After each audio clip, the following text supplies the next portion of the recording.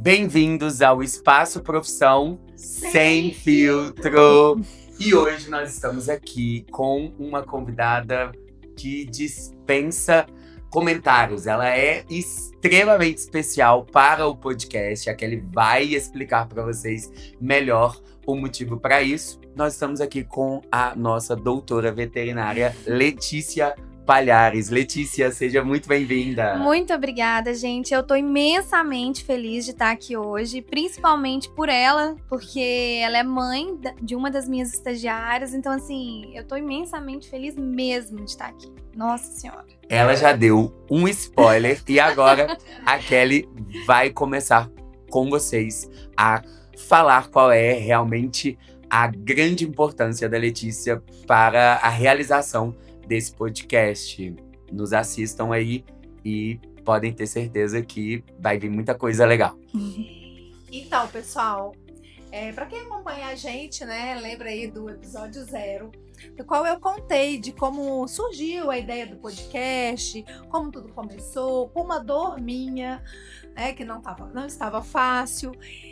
E eu falo de uma pessoa muito especial que veio falar de veterinária, mas de uma forma muito humana, que foi um atendimento diferenciado e ali deu um clique e mudou tudo na nossa vida. E aí nasce uma futura veterinária e nasce o nosso podcast. Essa pessoa é a Letícia Palhares. Eu tenho muita honra de receber a Letícia aqui. Porque a doutora Letícia, ela foi mais que especial. Ela nunca mais vai sair da história das nossas vidas, né? Da minha e da minha filha. E não podia ser diferente. E do podcast, do nosso filho, né? Do podcast. Então, assim, hoje a gente está com a Letícia aqui para fazer perguntas sobre veterinária, mas eu tenho certeza que tudo que ela vai trazer vai ser feito com um coração, porque é assim que eu a conheci, sabe? É muito mais do que uma profissão, é uma pessoa linda e que fez muita diferença e fez história. Ai, desse jeito eu vou chorar, eu tô falando sério.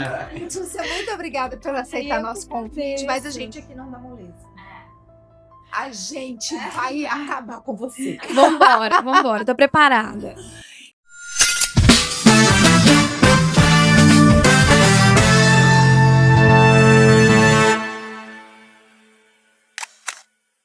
Letícia, me conta quando foi o clique que você descobriu que veterinária era a sua missão.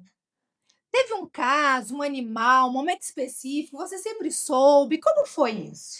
Então, a veterinária, ela tá na minha vida desde sempre, sabe? Lá em casa, os meus pais, eles são alucinados com animais, sempre. Eu tinha uma cachorrinha, que era a Yumi. Eu ganhei ela quando eu tinha 4 anos de idade e ela viveu até 19 anos. Então, ela viveu muito tempo comigo. Foi praticamente, assim, a minha filha desde pequena. E os meus pais tinham muito apreço por cães, por todos os animais, sempre gostaram muito. Tanto que eu lembro que ela tinha problema de coluna e meu pai e minha mãe comprou uma escadinha pra ela subir e descer da cama pra não machucar a coluna dela. Então aquilo, pra mim, foi uma demonstração de carinho e amor muito grande pelos animais. Então desde que eu me entendo por gente, de 5, 6 anos, eu falava com minha mãe: mãe, você é veterinária, mãe, você é veterinária.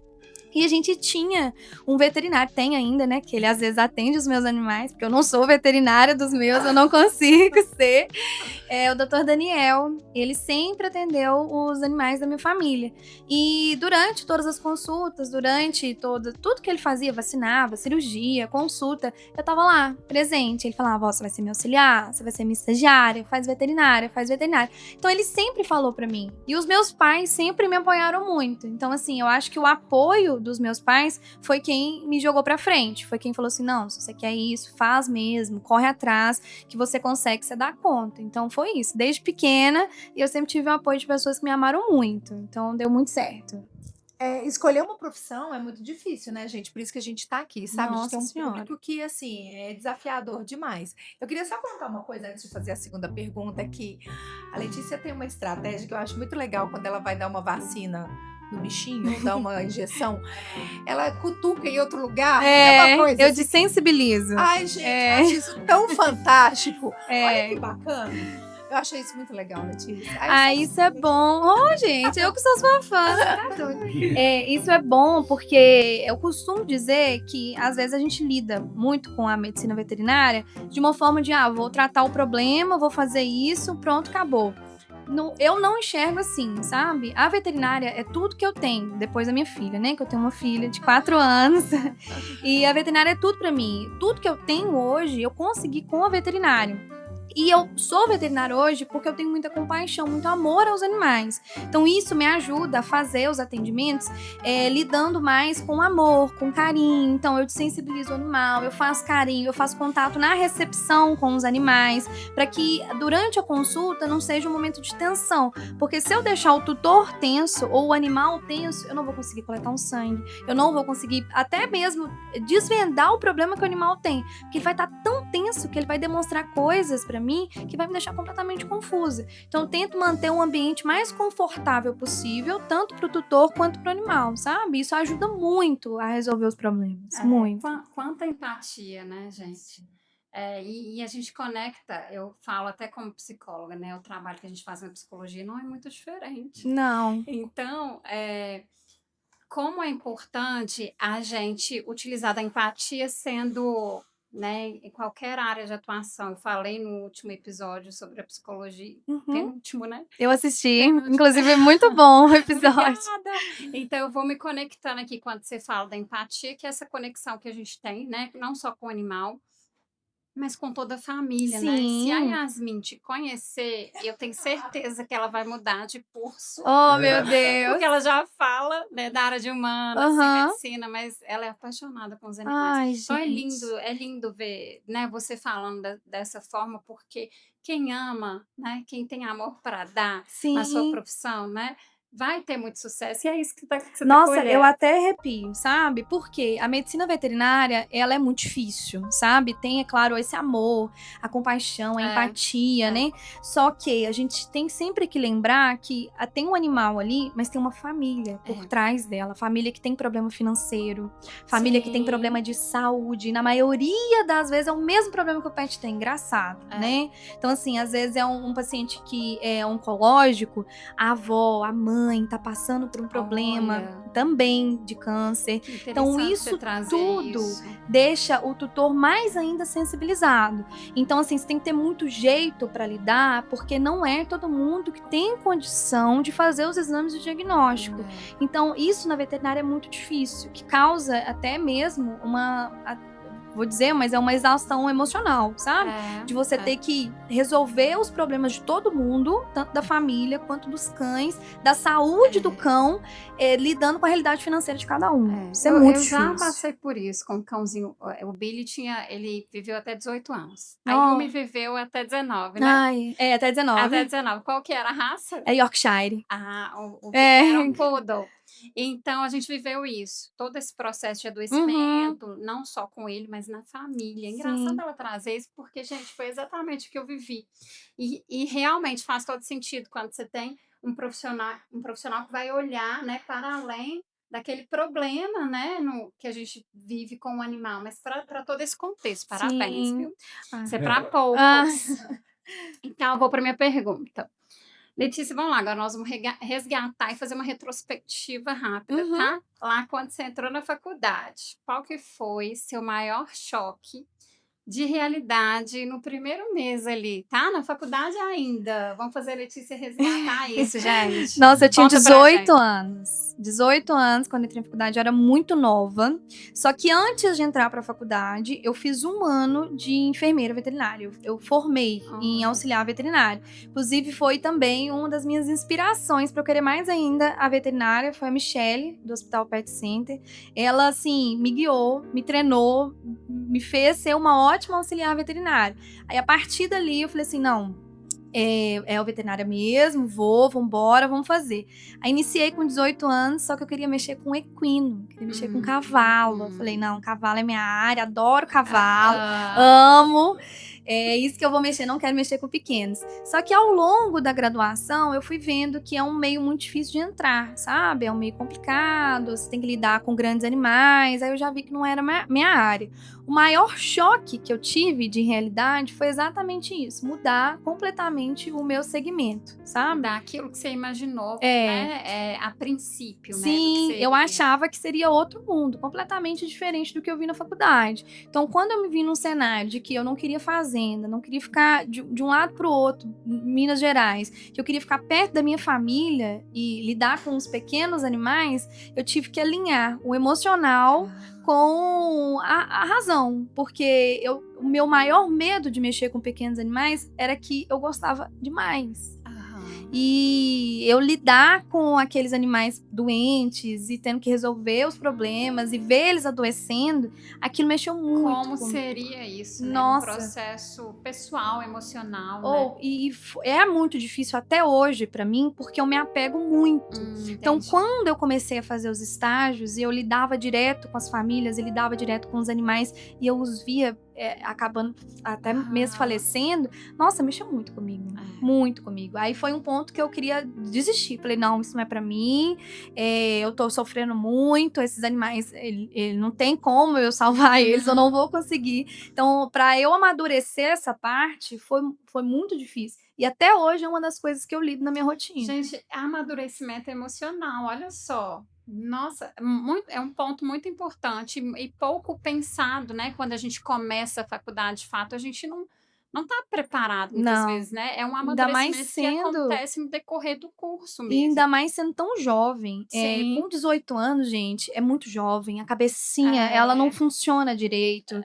E às vezes vem outras pessoas e... As tomadas de decisões, Sim. né? São muito mais emocionais do que propriamente. É explosivo, né? E vem aquilo, eu tinha muito na minha cabeça de ter que agradar os meus pais, mas com as minhas próprias decisões. Eu não queria pelas decisões deles. Pra mim, eles falavam uma coisa, eu falava, não, é a coisa que eu quero do meu jeito, mas eu queria impressionar eles com as minhas decisões, sabe?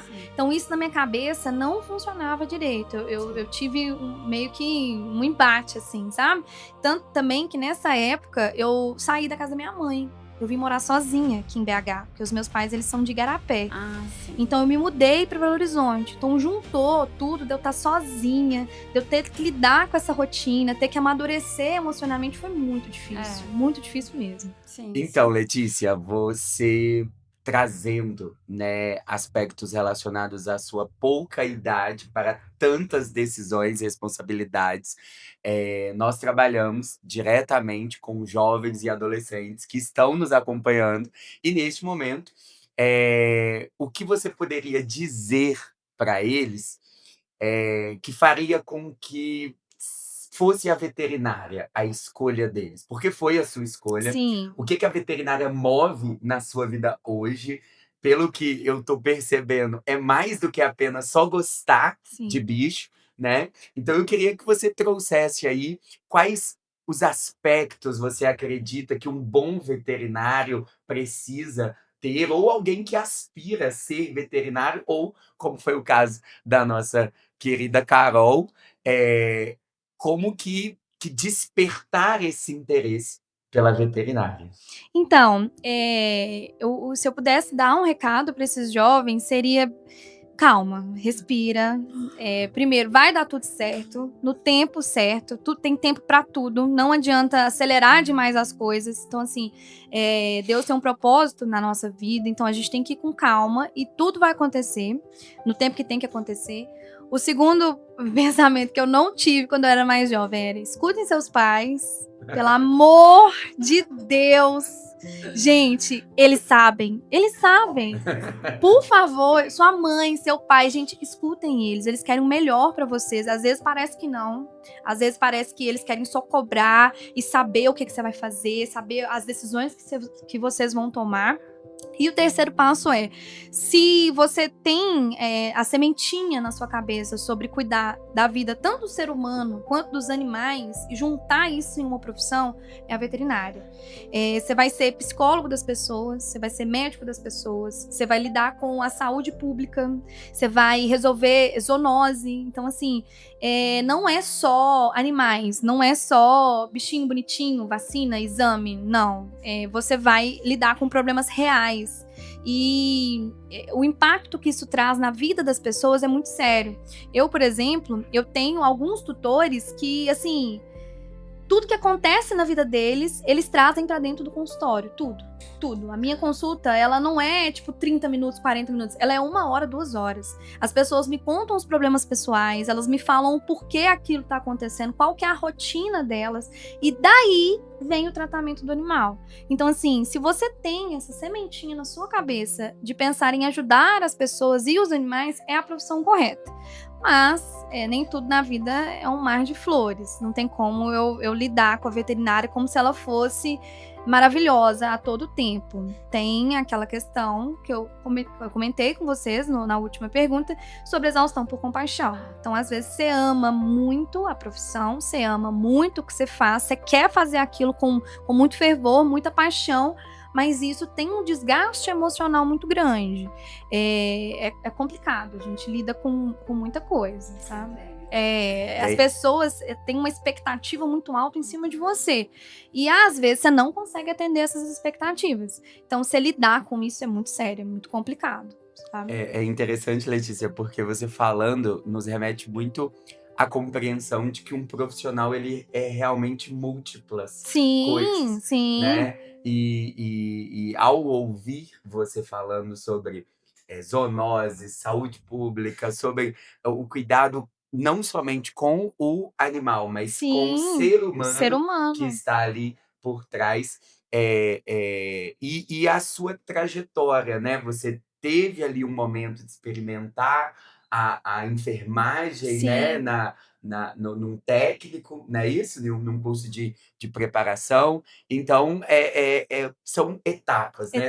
São degraus que vão sendo construídos. Não dá para pular, por isso que tudo tem o seu tempo certo. Eu formei no ensino médio com 17. Se eu tivesse entrado na faculdade, às vezes, com 17 anos, eu não teria tanto a cabeça que eu teria com... Parece que um ano não muda muita coisa, mas muda. Então, assim, esse ano que eu passei sendo auxiliar veterinário me ajudou muito mesmo, pra ter certeza do que eu queria 100%, sabe?